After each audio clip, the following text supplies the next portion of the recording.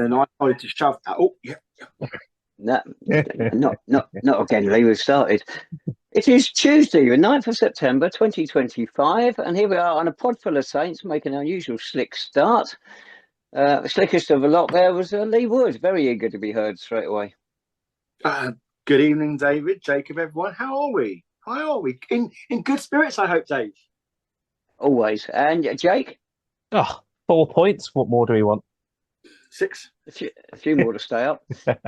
Right, now those of you watching this will have just seen George Sippetts score our goal away to Aveley on Saturday.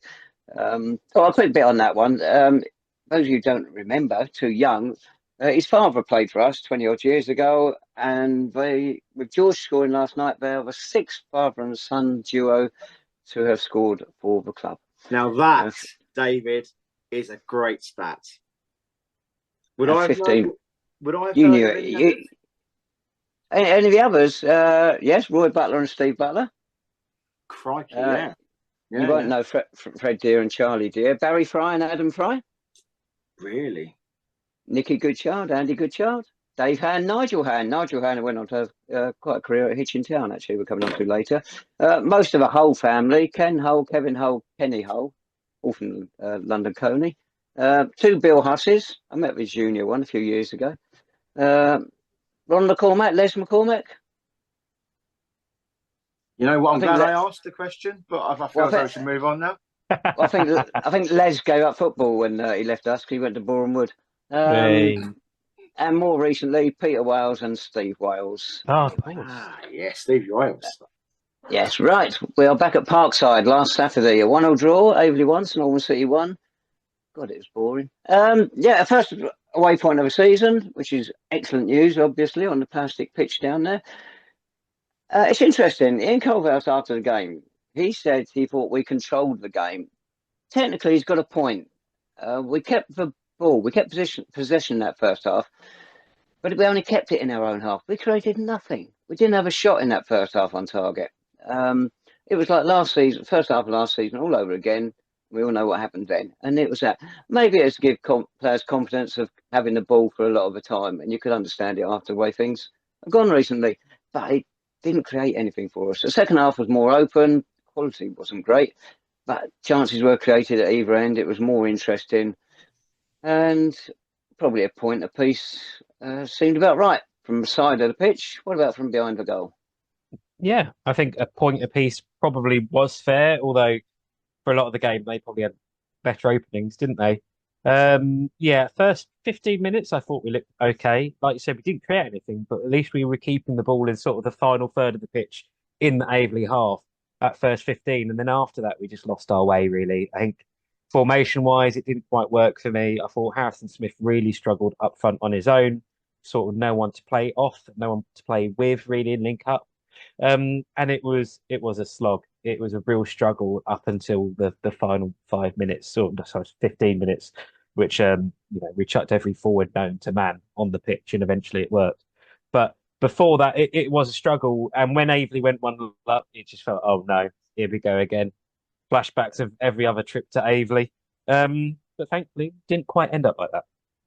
Fantastic strike by Suli Zudu, something like that, I think, for their goal. Great strike. Last week on here, Lee, we all speculated about what lineup Ian would go for at Aveley. And we thought he might go for 2 up front. As Jake said there, he went for 1 up front with Harrison. But my God, what an attacking bench we had. 4 strikers on the bench. Yeah, but they're no good on there, though, are they, mate? Didn't make it to the game, so I'm going to sort of keep this brief. But I thought it was pretty torturous to follow it on the socials. But one thing I would say is that we pleaded with them to start with 2 up front, and ball retention is good, but again, I mean, if we've got the ball, they can't score, but that's not the aim of the game, is it? It's frustrating. I think what we've learned from that formation and the starting lineup is that we want to keep it tight early doors, and then maybe release the forwards later on in the game. I think it sounds like we got away with it, fellas. So it's just. Can I ask you both though? where do you stand on this in terms of making it tight and compact in the early part of the game and then releasing the strikers at a later part of it? But by which point, if that backfires and the opposition score, then we're already chasing the game with all of our firepower sitting on the bench. It's funny you mentioned that, Lee, actually, because last night we didn't sit back and take control of the game. We attacked them and took control of the game, and that proved far more effective. We'll come on to that in a minute. We'll get this blooming awful game in Essex out of the way still. It's funny, Aveley, their captain, Ryan Henshaw, whenever the ball came to him, he was just hoofing it long, straight away, trying to get us on the back foot straight away, long ball, long ball. But then they started playing it round and they opened us up and they did give us problems. As Jake suggested, they probably had the better chances during the game. And you were just waiting for us to do something. And it happened in the second half. James Sweet went off before half-time with an injury.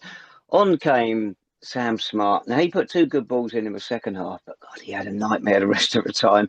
Both of the ones he put in, though, we should really have converted into goals. But I don't know. I cannot find a man of a match for us from that game, Jake. I can find nothing positive to say about it at all. Yeah. I mean, and it wasn't a great Aveley side either, was it? As you sort of hinted at there wasn't much to write home about. I think it was a frustrating afternoon. We weren't great. We probably should have done better in terms of our display and performance that we put on. And it was only the saving grace was that sort of final 15 minutes where we sort of threw caution to the wind. And probably one positive was actually George Sippetts. You know, he scored a goal for us. It was great to see a local lad get that goal. And, you know, whatever you say about him, but, you know, it fell to him in the right place at the right time in the box. And he actually put it in the net. He got a shot away. No one else really got shots away for most of that game. So that was a positive. And we actually almost nicked it, you know. A couple of minutes later, ball sort of hacked out the goal mouth. I think that would have been quite an undeserved victory. But, you know, I'm just glad we came away with a point because, you know, in recent history, particularly, Saints sides have gone 1-0 down and it's just not rallied. We got a point and actually it wasn't a great performance, Lee. You'll know after the game, I think a lot of those that went weren't best pleased at all with the display. But upon reflection and now looking at the whole weekend, a point away at Aveley, given the circumstances that we were in, quite content now with that. It's funny you said that, Jake, about us going behind. It's the 20th time we've gone behind since Ian Culverhouse took over as manager, and we've not turned one of them into a victory yet. So if we go 1 down at Topfield Saturday, we could be home by half time. It's a bizarre statistic. Normally you turn some games around, but we just haven't bothered to do it yet. Right, any more you want to add to it, Lee? No. Wherever you were, you had it better off than we had. No, let's move on to last night. At the Walk, or whatever they call their ground nowadays, the Lantern Stadium, was it? Potters Bar Town. First league game between the two clubs. I don't want to bring up speculation about Ian Culverhouse's future, but after Saturday's dreadful performance, people were openly talking about it, saying he needs a result last night and one Saturday, or at least one or the other, certainly the FA Cup, maybe. I don't know. But he's halfway there. He's got one. We smacked in 4 goals against our Hertfordshire rivals. First time we've done that since February last year when another minor club, we put 4 past Torquay at Plainmoor. Incredible. Lee, you speculated about containment early on, then unleash everybody later on. Containment early, then unleash everybody later on. No, 2 goals up in the first, 6 minutes? And for a quarter of an hour, Potters Bar looked absolutely woeful, and you could only see us building on that score. I think they were probably architects of their own downfalls a little bit, just sort of failure to clear their lines for the opening 2 goals at least. I mean, what a start! Absolutely, I didn't even come out the toilet before we'd sort of been a goal up. I know what you're saying, and we've mentioned this time and time again about Culverhouse's position, but I think fast forward a little bit, Bazza in the post-match sort of alluded to it that the manager sort of tinkered around with the formation a little bit. He went for a more of an attacking setup, and it pays dividends. I didn't think Potter's Bar were going to be a rollover, and I think to their credit, they fought to the very end. They gave it a damn good go, and they made that game. They never gave up. But I think what I would say, kudos to us. Yeah, kudos to us, because I thought we really took it to him. I thought Zane looked lively, had his best game of the season for us so far. Leo Seri, I thought Alex Wall put himself around a bit. You know, there's a lot of little sort of key tussles that we were winning, which at games earlier on this season we weren't doing that.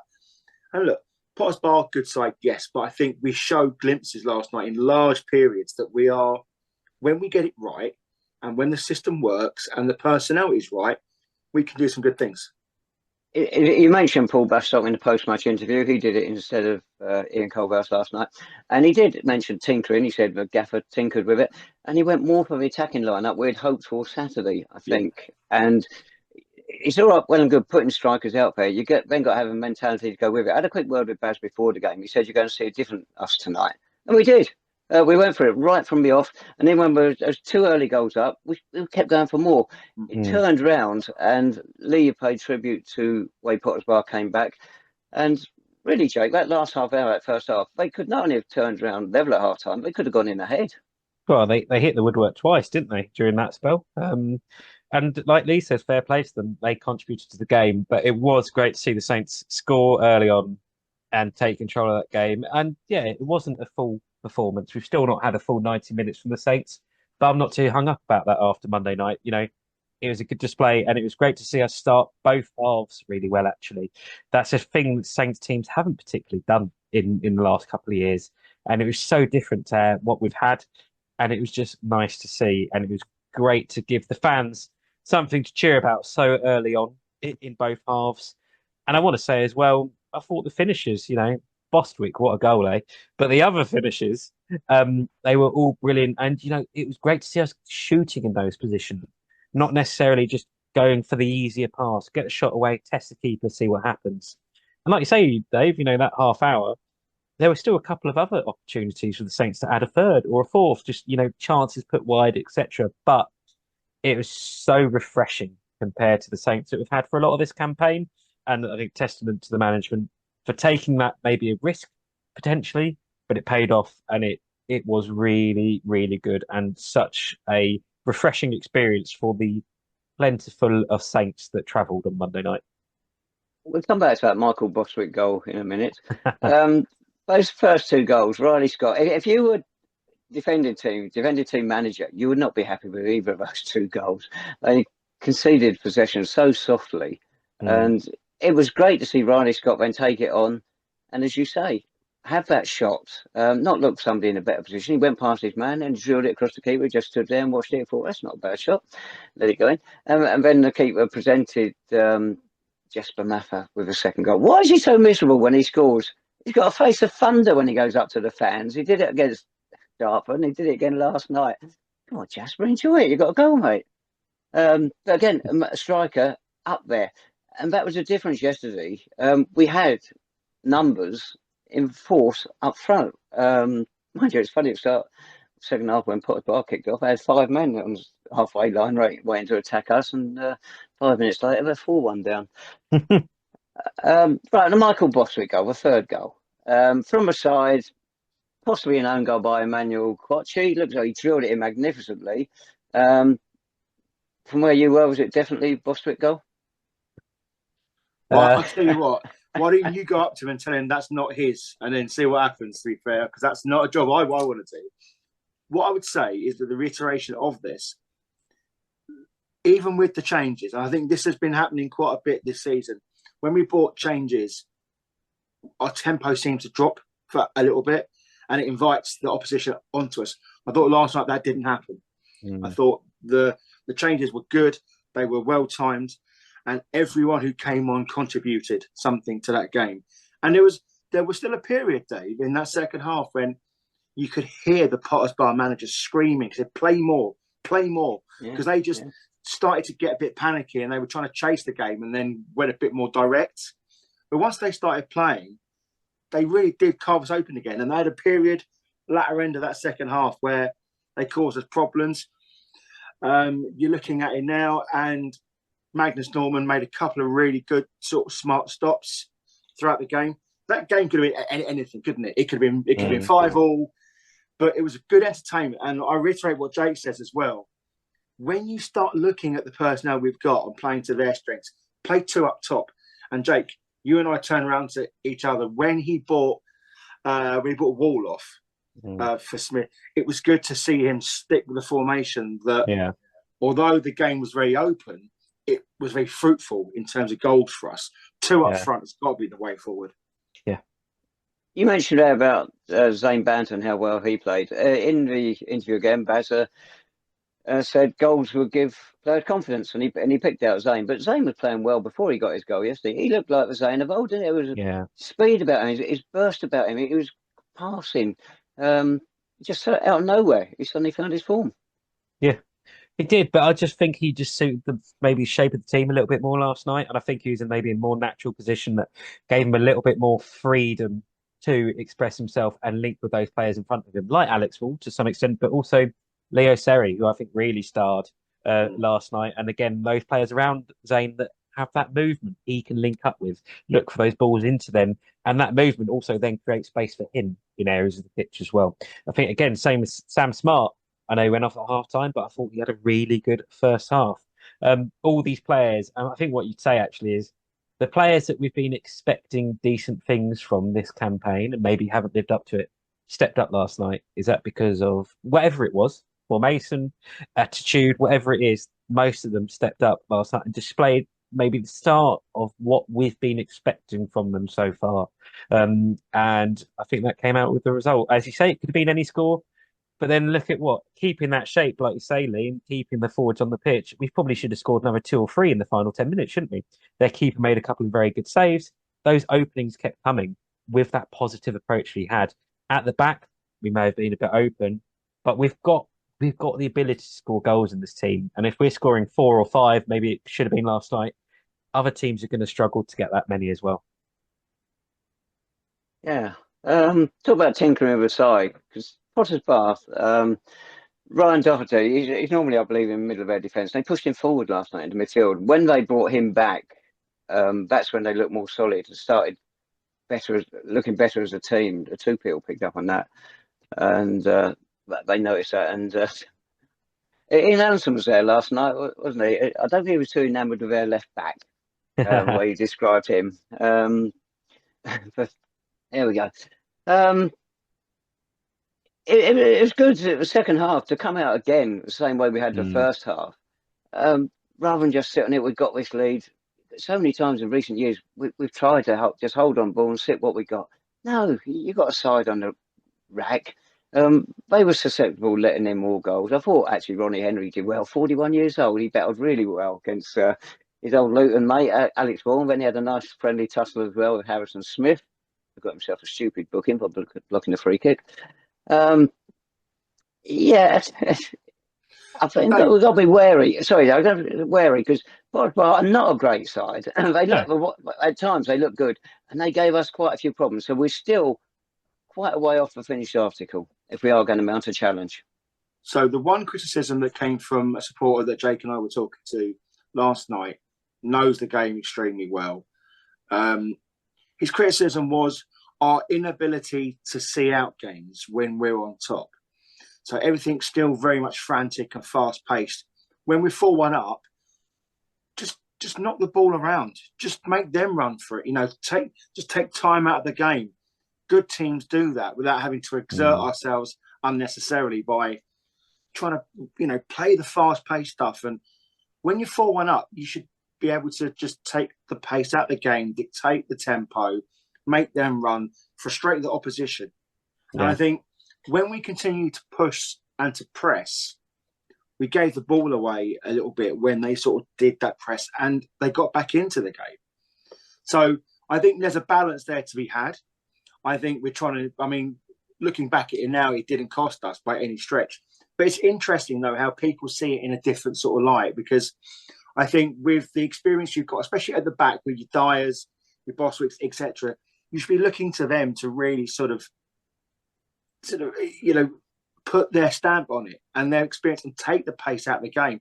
And then it isn't always so frantic towards the end, because you can see 2-1 in the first half.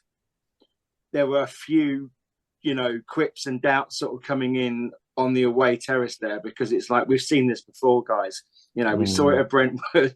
And it's just a facet of our game that I think we need to look at, maybe. Yeah, I wouldn't mind looking at Brentwood's record. A number of times they come from behind to win this season already. It's phenomenal. They're knocking in goals left, right and centre, but they're giving the other teams a goal or two start before they do it. It is incredible. Us seeing games out like that, but of course we've only won one other league game, so we're not exactly used to being in this position. So it is a new side, and so it's going to learn all these things and hopefully improve as the campaign goes on. But like I said, this is still nowhere near a finished article. But in fact, we could attack a side like that. It was a step in the right direction, and undoubtedly the most entertaining game of the season so far. I don't think anyone went home disappointed last night, except possibly the Potters Bar supporters and the crowd of 723, which was pretty good for them. Yeah, and plenty of Saints in that. And yeah, I think you're right. It wasn't the finished article at all, but it was just nice to see the Saints put on that kind of display and get that amount of goals. As you can see, or as you said, sorry, Dave, it's been a long time since we last scored four in a game. A very long time, actually. And that was great to see. And those second half goals, what was brilliant about it was the timing of it. Just removed any nervousness or edginess from the players and the Saints fans, actually, because I think half time a lot of us were quietly confident, but I think there still was that, like Lee says, that you never know. But those two goals, bam, bam, game was over. I know they got their second goal, but it was done, and it allowed Saints fans to enjoy that, and which was great to see. And it was just nice. It was a nice experience, good display, and it gives us something to build on. 4 points. I joked at the start, but that is something to start going now, isn't it? We've got 4 points. Jake, come on. Are we back? Oh, hello. Have I disappeared? Are we back?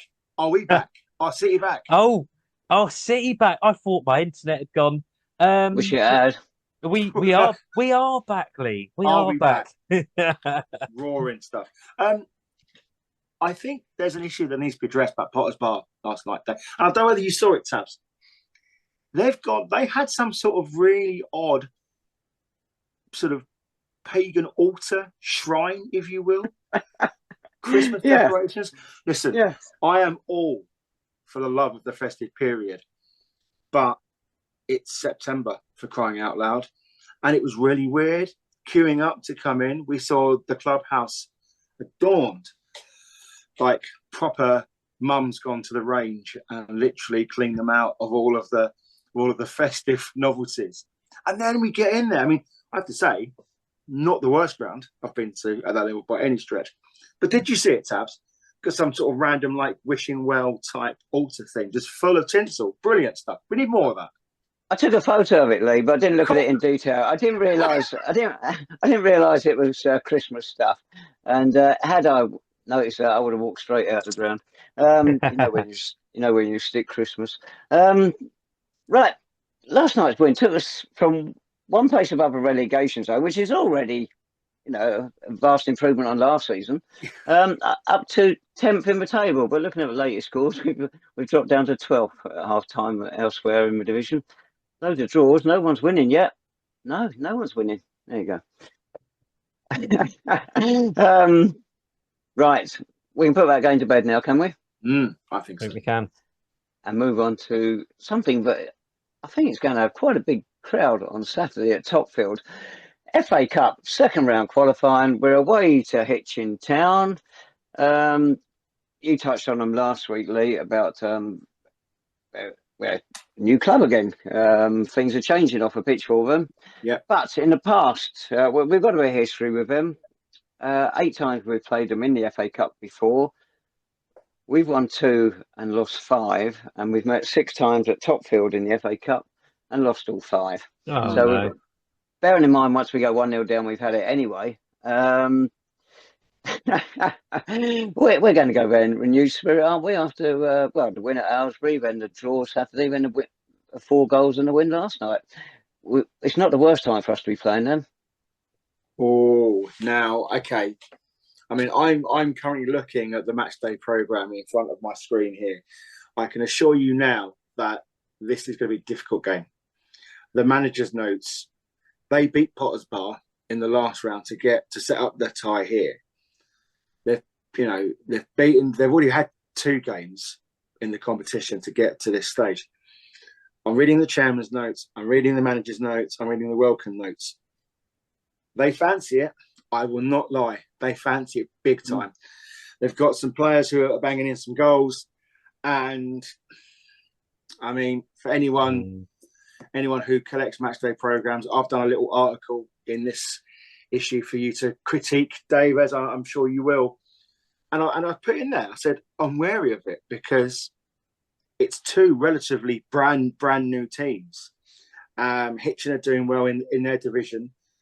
And I think it's one to be really wary of. Banana Skin, certainly. And we have to be on it from the very off. Similar to the way we started the Potter's Bar game, Dave.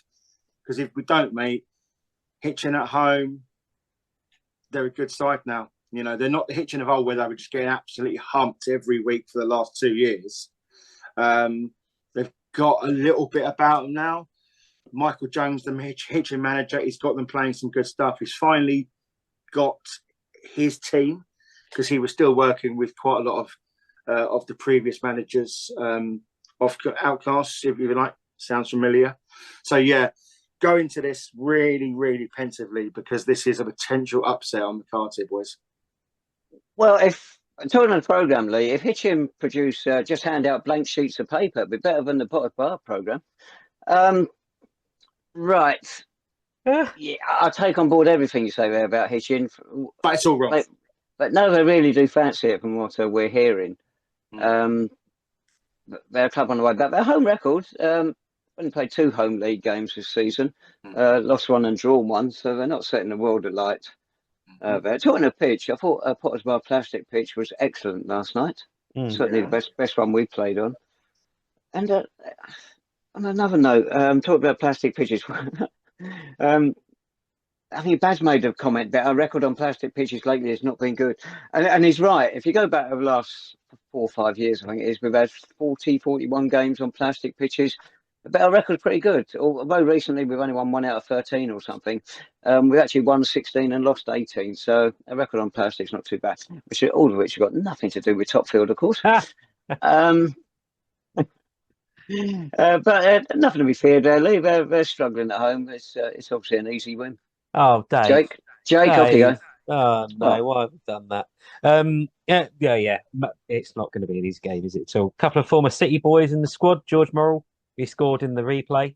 And Charlie McDonald, who didn't really feature for the Saints, but was in the squad for a couple of years. And also, just looking for the team, they've got blooming Stephen Gleeson in there. I know he's sort of player assistant manager, isn't he? But he's a big old name that was knocking around the football leagues for a number of years. So they've got an interesting mixed squad there. I think they've got a lot of young, energetic players, and I think we're going to come up against a real tough test. I expect Hitchin to actually start the game really well on Saturday. I think it's going to be a real challenge, and I expect them to be on the front foot. Big crowd as well, boys. They're expecting a big crowd. Big crowd. They're expecting well on 1,000. So yeah, so I think they'll start the game on top, and it's going to be a good atmosphere, and it's going to be a challenge. And I think actually, first half Saturday for the Saints, obviously if they don't take control, might actually be right. Let's just keep this a little bit tight and just sort of find our way into the game potentially on Saturday. So you're not looking for a 5-0 like last time we played them in the FA Cup? No, not at all. Oh, you're negative, Jake, negative. Oh, sorry. Something else I was going to chuck in there as well. 1,000, I think it'd be comfortably over 1,000. I would thought minimum 1,500, if not more. Nothing else on in Hertfordshire that day, is there? I wouldn't have thought.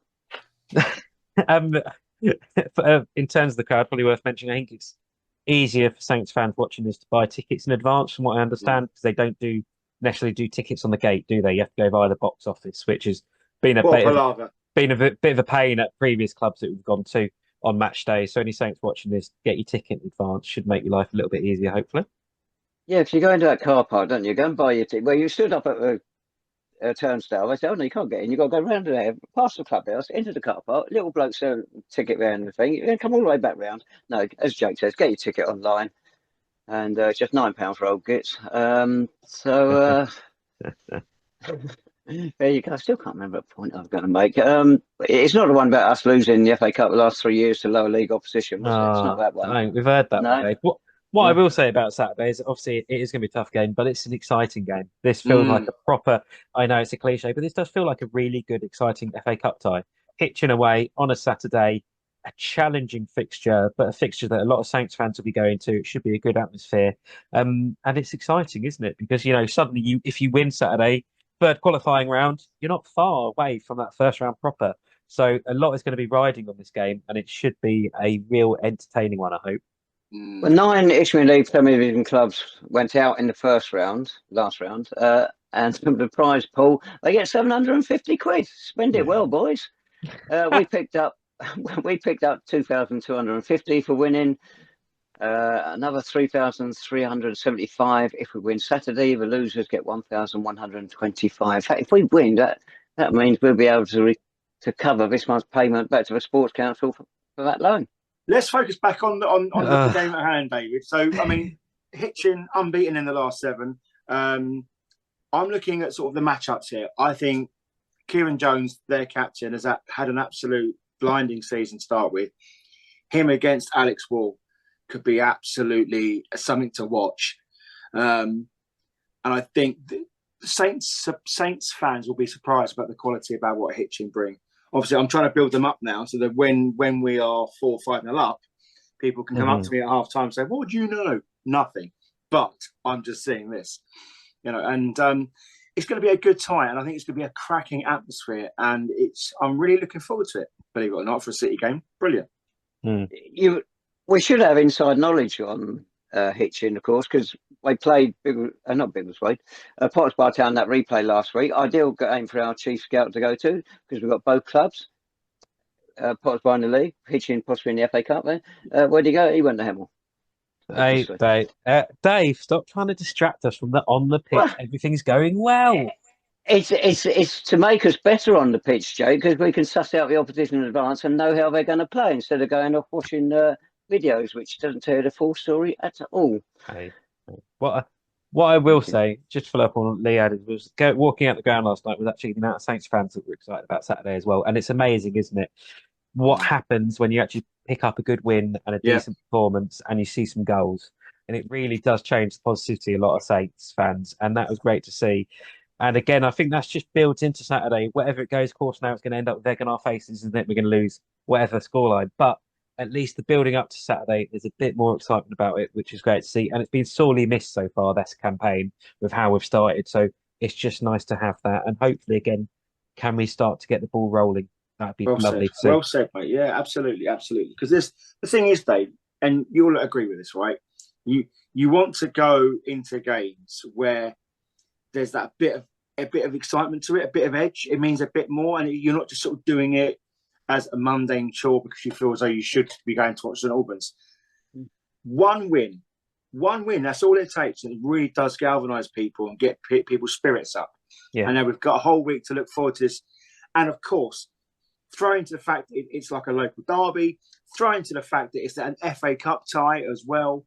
It's got the recipe for a really great encounter. Yeah. It's the ideal game after perfect last night's game. It's totally the right game. Yes. Jake, you sat on the fence last Saturday and you claimed your first correct score of the season. Come on. Now, are you going to sit on the fence again? Or are you going to be a bit bolder tonight? Yeah, no, I don't want to replay. Let's go for a barnstorming FA Cup tie, 3-2 Saints. 3-2 Saints. We won 3-2 up there in the FA Trophy once, didn't we, Lee? Do you remember? Did Clarkey get a hat trick? I think he did. Steve Clark, that is, not Lee Clark or Michael Clark or. Go on, Lee. Well, they asked me for my prediction in the programme, so I'm going to stick with that. 2-1 Saints. Hey. Right, okay. And for you, David? Well, I don't want us all go same sort of thing. Just City winning, City wins, City wins. I don't want to go for a big feat though. 2-0, City win. Oh, look at us. Hey, look at us. Beautiful thing to behold, right? What's going to go wrong? Yeah. Plenty. Plenty. Oh, dearie me. So this is our 4th successive away game. So unless we get a replay, following week at Whitehall, it'll be 5 in a row away from home. Well, you know. Clocking out the miles. Yeah. Actually, go on, Dave. Actually, we're not clocking up the miles, are we? Aylesbury, Aveley, Potts Bar and Hitchin. Apart from Whitehall, we're all pretty local. Yeah. Oh, dear. Well, I suppose that might be it really for this episode. Have you guys got anything else you want to mention before we disappear? I had an email today asking a question. Oh no. No, don't worry. Don't worry. It's all good. Stand down. It's fine. It's probably more towards Dave and I as opposed to you, Jake. Taz, Andrew Tarpey sent me an email here. He said, looking at our backgrounds, various shirts and scarves and whatever, he said, is there a piece of St Albans City memorabilia that you would like that we haven't actually got? Oh, off the top of our heads. I mean, for me, the Holy Grail was the Roy of the Rovers shirt, which is sort of sitting proudly on my bedroom wardrobe there. That was it. It cost me a pretty penny. It did, but that for me, that was the ultimate. And I got every shirt before that, and like for a few years afterwards, and I've got various scarves, and I've got signed players, bits and bobs. But that was the one, match worn Roy of the Rovers shirt. I don't know. One that's missing. I'll go for one that I've got, but it's not actually St Albans City. It's the original St Albans club. I've got Jack Dickerson's Hart Senior Cup medal from 1893, which is fantastic gold medal, engraved and everything. And it's a beautiful ornate thing. I couldn't get in, sell out. But I'll have to think about City ones. I think must have some. For you, Lee, I think there's one that I think of when I think of you that you'd love is viewers, Cam Miller. Saints fan, he's got a very special Saints shirt, hasn't he? That we can't actually find records of it actually ever really being worn in a game. No, and I offered him an extortionate amount of money for it. He did, and he turned it down. Actually, saying that, the one shirt I haven't got that I would like is the Telly Central blue and yellow quarters. Oh. Now, yes, David. Now, I recall someone, like the George Morrell Memorial Teapot that's in the corner of Clarence Park or whatever it is. There was a lady working behind there last season. She had one, and I was almost tempted to go up and offer her money for it, but then I thought it's a bit seedy. And then I realised that with Dave and I have got an agreement that when he finally carks it, I get to obtain all of his memorabilia. So it's just a matter of waiting, biding my time, Jacob. All of that would be mine. Oh, dear, would be so pleased. Oh, God. Another season like last year would do it. Oh, dear me. Right, okay. Dave, we expect you. Bearing in mind the way things are going, it's got to come out again now. It's back on course. Well, is that the one that Basil was holding up that day? Because there you go, there's another link to that flag. Yeah. Basil played 3 times for us against Hitchin. 1-1, drew 1, lost 1. There you go. Oh, God. Listen, it's been a week for flags, isn't it? So I think let's move on very quickly. I think. Yeah. Before we go, I want to mention the under-18s who won in the FA Youth Cup, didn't they, last week? Beat Amersham Town, who are through to their Saints are through to the next round. So good luck, lads. Well done. And that's it, I think, for this week. Dave, anything else? What is the next round, Jake? When is it? No, what is it? Please hold cooler. Yeah, I'm glad you were paying attention. Maidenhead United. There you go. No. What number round is it? Is it the first qualifying round? Because it was preliminary. Guessing, aren't you? It was. Hey, at least. No, I've only got one thing. At the end of this pod, just for a change, we've got all 6 goals from last night. We just normally put 1 goal on there, but we've got all 6 from last night to end with. Well, we don't normally put all the goals on, Dave, because you don't normally catch them all. So shut up. Lee, anything else? Or you in shot? I think we better go, boys. Yeah, we better. Pod for the Saints on Twitter/X. Email below if you want to get in contact. Thank you all for watching, listening last episode and watching this one. Really appreciate it. Easy for you to say. And thank you all for watching. Come on, you Saints. We are Bye-bye. back.